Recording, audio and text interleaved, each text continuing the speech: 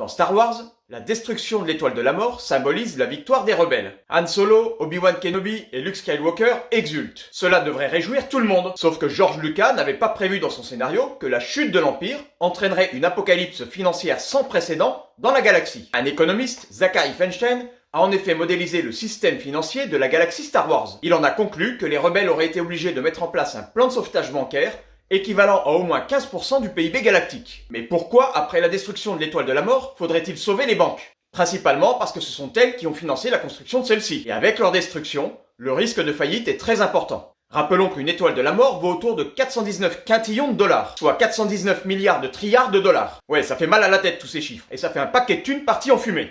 Et donc la crise économique menace sérieusement. Le chercheur a donc estimé le nombre de banques dans la galaxie pour avoir une idée du système bancaire. Il arrive au nombre de 17 501 banques. Et il n'oublie pas l'International Banking Clan, l'IGBC, nationalisé à la suite de la guerre des clones, et qui concentre, selon lui, 20% du PIB galactique. Un grand nombre de ces établissements bancaires ont donc participé au financement de l'étoile de la mort, et du coup, menaceraient de s'écrouler. Les marchés financiers seraient en chute libre, redoutant un contexte comparable à celui des attaques terroristes du 11 septembre 2001. Bref, il faudrait prévoir un énorme plan de sauvetage pour éviter l'effondrement de l'économie qui se ferait sentir pendant des années. Ceci dit, pour détruire l'Empire, il faut aussi détruire l'économie qu'il soutient. Alors, les rebelles ont-ils bien fait de réduire en poussière l'étoile de la mort ?